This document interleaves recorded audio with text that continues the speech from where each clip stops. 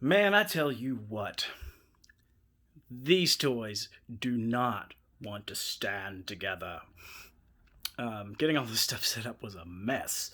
It was like dominoes. This guy would fall, and this guy, and all these guys. But anyway, as you've probably noticed, Jonathan here with another figure review, different from what I usually do. Though usually I'm doing the wrestling figures, but today I wanted to showcase my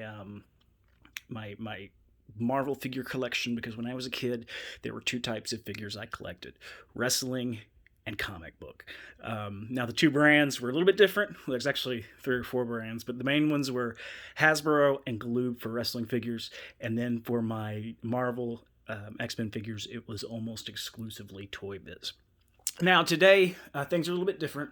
Most of the toys I get are Mattel, oddly enough. But these are the Marvel, mostly either Marvel Universe or Marvel Infinite series. A couple of them, are a part of the Marvel Legends series, but not the 6-inch. These are all 3.75-inch to 4-inch figures. You can see Wolverine. These are in better scale too than the old Toy Biz. So Wolverine is much shorter than Colossus or Thunderbird.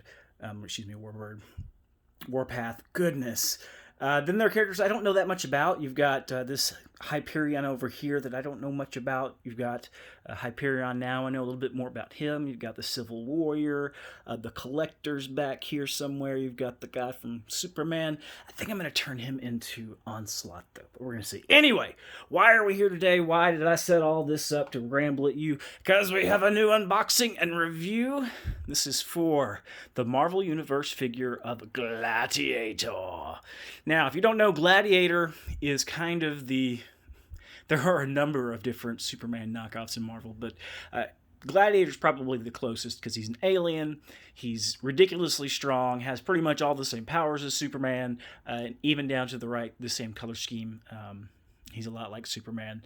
The other ones are, of course, you got Hyperion here, who's a bit of a psychopath, and then Sentry here, who has his own problems. But yeah, Gladiator, we're going to rip him open. We're going to see how he is, see if he has the same problems that some of these other figures have, and go from there. All right. Let's open here. What do we got here? Oh, this comes with a stand. That's nice. Figures don't come with stands anymore. Ooh, it even has his name on it. Ooh, a numbered. Oh, that's fancy. Don't want to lose that, I don't. Plastic tape, get that out. Alright. Okay, carnage. This is just cardboard. It's really nothing. Cape through the back here. Kind of a weird plastic thing there to hold it on. Ooh, that cape is really thick and stiff too.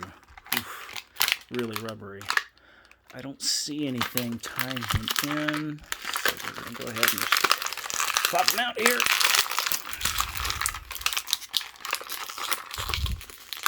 Alright, get rid of that. And here is Gladiator in all his Gladiator glory. I really, first thing I like about it is kind of the metallic of the blue on him. That's a really nice touch, I think. Kind of adds to the cosmic aspect of his character, I feel. The mohawk looks awesome. That's important. The cape is plastic again. That's one thing I hate about this series. Plastic capes. God, I hate plastic capes.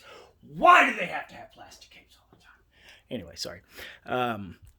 So plastic cape, yeah, but he's got this nice stiff collar. The collar doesn't even feel as stiff as the cape. That's messed up.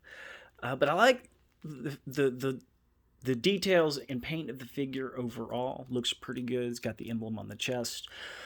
He doesn't have the weird ab crunch problem out of the package that most of them do. They like to go to one side or the other. I'm sure it's going to happen eventually. See the detail on the back. It's about the same. Man, those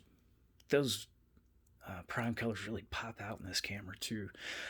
Articulation. Let's check these knees. Both knee joints are good. Ooh, that's kind of loose, but not loosey-goosey. This one, both bend. That's good. Again, kind of loose, but not too loose. A little bit stiff on the feet, but that's good for this forward and back motion. You want to make sure that's good and steady. Same on the right foot here. A little bit of a weird overlap there in terms of the transition from foot to leg, but that's okay. Arms, single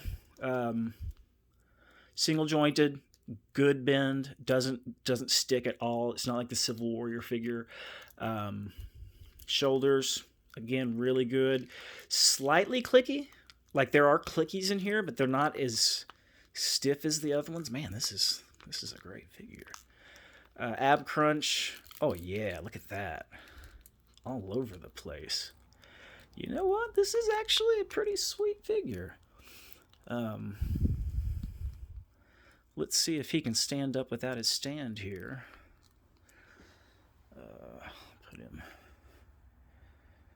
Get rid of you, Sentry, for a second. And just kind of throw you here. Yeah, hey, stands up real easy. No problem at all. He's let me focus in on him here. Stood up, didn't need a stand. Let's see how sturdy he is. Pretty sturdy. That's not bad. I mean, of course, I barely touched him, but still, that's...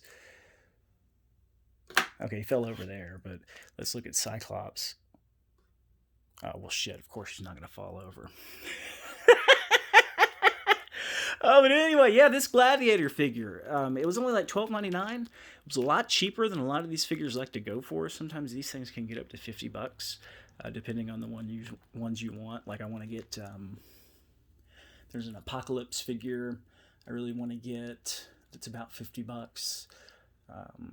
Omega Red's like $25, and these are just 4-inch figures, so these aren't like huge figures.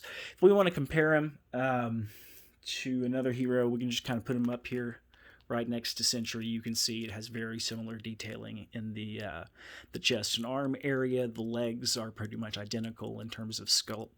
It's all about the paint and that head sculpt. The cape on Sentry, I think, is even a little bit worse than the one on Gladiator, because at least Gladiator's is down. And Sentry's belt moves. I didn't realize that. That's kind of interesting. If we compare him to Hyperion here, or Hyperion now, I should say, again, a lot of it's very similar. The legs are the exact same. I think that's the same across the board. The arms look pretty close to being the same. But the paint, of course, is completely different. You got this cool little torso thing.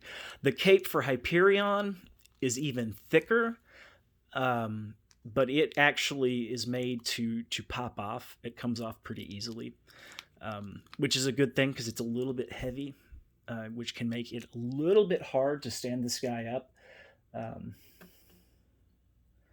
without him looking like a complete caveman, at least. Is that gonna work?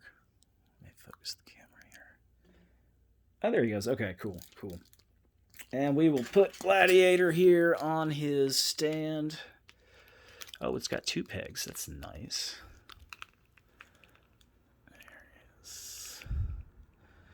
1 and 2. This is pretty sick. I'm digging it. All right. We'll take in a closer look here. You can get a good look at him as he stands here amongst the other heroes. Great paint detail. I just really like this figure a lot. The face is pretty good. Get some of the older Living Laser here. Some Hyperion goodness. I don't know who this guy is. So if you can figure out who it is, it looks like someone from the Amalgam comics, but I can't figure out who it is at all. And I know they didn't make any Amalgam figures, and I didn't get any customs made, so there's the team right there. Oh, yeah. Better than the Avengers, it's the X-Men. Anyway, thanks for watching the video. I hope you enjoyed the review. And as always, make sure that you just keep collecting and enjoy it. Bye.